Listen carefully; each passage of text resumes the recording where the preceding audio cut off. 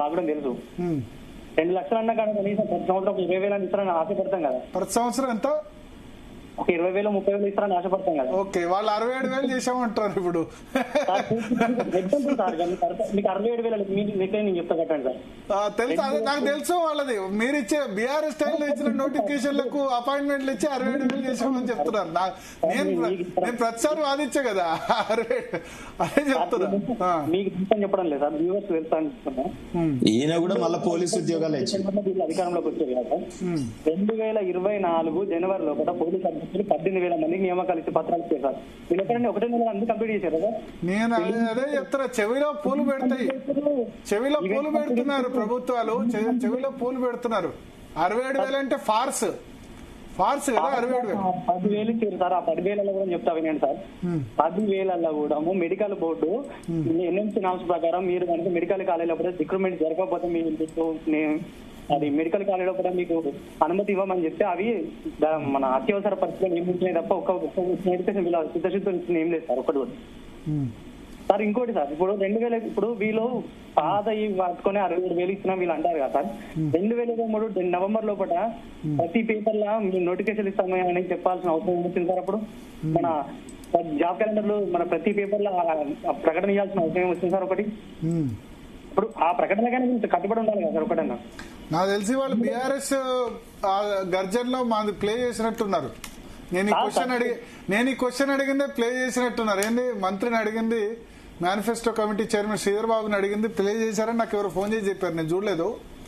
నేను మీరు అడుగుతున్న క్వశ్చన్ అడిగాను. మరి అన్ని పేపర్లో ప్రకటనలు ఇచ్చారు 2 లక్షల ఉద్యోగాలు. పాత ఉద్యోగాలను మేము కంప్లీట్ చేస్తామని చెప్తే మేము ఓటేసే వాళ్ళం కాదు కదా సార్. ఇప్పుడు మీరు అట్లాంటప్పుడు కొత్త నోటిఫికేషన్ గురించి ఎందుకు ప్రకటన చేయాల్సి వచ్చింది? 2024 లోపల డిసెంబర్ లోపల 2024 మళ్ళీ ఆగస్టు లోపల మళ్ళీ కొత్త జాబ్ క్యాలెండర్ మళ్ళీ 2సారి పెట్టాల్సిన అవసరం వచ్చింది. ఎస్సీ వర్గీకరణ పేరు చెప్పారు సార్. ఆ జాబ్ క్యాలెండర్ పక్కన పెట్టారు. ఇప్పుడు మళ్ళీ 2 సంవత్సరాలు అయిపోయింది.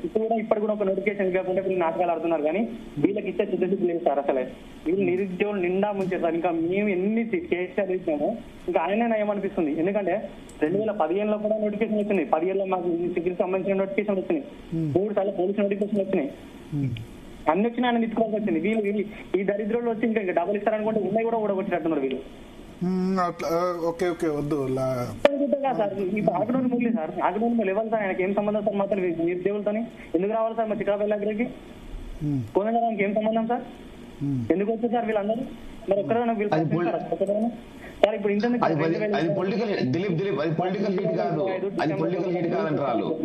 ముఖ్యమంత్రి ఏమని చెప్పింది సార్? 4 నెలల్లో కూడా 40,000 ఉద్యోగాలు ఇస్తా అని చెప్పింది సార్. ఇప్పుడు సంవత్సరం సార్. వాళ్లకు ఉద్యోగాలు కావాలని మనల్ని రాజకీయంగా వాడుకున్నాడు దిలీప్. వాళ్ళు రాజకీయ నిరుద్యోగులు, వాళ్ళకు ఉద్యోగాలు కావాలని చెప్పేసి మనల్ని వాడుకొని ఇలా ఉద్యోగాలుగా మారిపోయారు. ఇలా కోదండరామ్ సార్కి ఎమ్మెల్సీ వచ్చింది, బల్మూరి వెంకట మంత్రి పదవి విప్ వచ్చింది, రియాజ్ కి గ్రంథాలయ చైర్మన్ వచ్చింది. ఎవరికి రాలేదు? వాళ్ళు వచ్చారని మాట్లాడుతున్నారు. మరి ఎవరైనా దిల్షునగర్ మాట్లాడడానికి వస్తున్నారు, అశోక్నగర్ మాట్లాడడానికి వస్తున్నా? అసలు బందే చేసిరు వాళ్ళు. దిల్షునగర్ అశోక్నగర్ రావడమే బంద్ చేసిరు. వాళ్ళ గురించి మాట్లాడేది నిన్న ముంచిన ప్రభుత్వం కాంగ్రెస్ ప్రభుత్వం బరాబర్ అంటాం. ఎందుకంటే వాళ్ళ కోసం కష్టపడ్డాం. 18% ఉన్న కాంగ్రెస్ పార్టీ 42% తీసుకొచ్చి మా తల్లిదండ్రులకు పొర్లు దండాలు పెట్టి రైతు బంధుకు, రైతు బీమాకు, రైతు భరోసా ఆశపడకండి. హైదరాబాద్ నుంచి మనతో మాట్లాడడానికి శ్రీనివాస్ గారు. శ్రీనివాస్ గారు నమస్తే. హలో, నమస్కారం అండి. చెప్పండి భరత్ గారు, మీరు మంచి డిబేట్ పెడుతున్నారు. ఇది చాలా ఇంపార్టెంట్ ఈ టైంలో. కాళేశ్వరం గానీ ఇది కానీ మన అన్ఎంప్లాయిడ్ యూత్ కూడా ఒక అంటే మీరు ఇచ్చే సజెషన్ కరెక్టే. బట్ వాళ్ళకు కూడా ఒక సజెషన్ ఏంటంటే మనము మీడియాను కూడా నమ్మకూడదు. భరత్ గారు మీరు అలా చెప్తున్నారు ఏంటంటే మీరు ప్రైవేట్ చూసుకోండి అని. నేను మీడియా మొత్తం మంచి లేదు, అందరూ మంచి అని చెప్పట్లేదు. మంచి ఉంది, చెడు ఉంది, అందరు ఉన్నాయి. నమ్మకండి. నేను కూడా అదే చెప్తున్నా. నేను కూడా అదే సార్, ఇప్పటి వరకు మనము ఇప్పుడు ఈ అన్ఎంప్లాయిడ్ యూత్ అనేది అన్ని సెక్టర్స్ లో కావాలి. గవర్నమెంట్ బీజేపీ అన్న గారు చెప్తున్నారు కరెక్ట్. అది అన్ని సెక్టర్స్ లో కావాలి, అన్నిట్లలో ఇంప్రూవ్మెంట్ కావాలి, స్కిల్స్ పెంచాలి, చాలా చేయాల్సిన అవసరం ఉంది. కానీ at the same time unemployed youth అనేది ఒక ఆర్గనైజేషన్ లాగా, ఒక యూనియన్ లాగానైతే ముందటికి వెళ్లాల్సిన అవసరం చాలా ఉంది. Compare to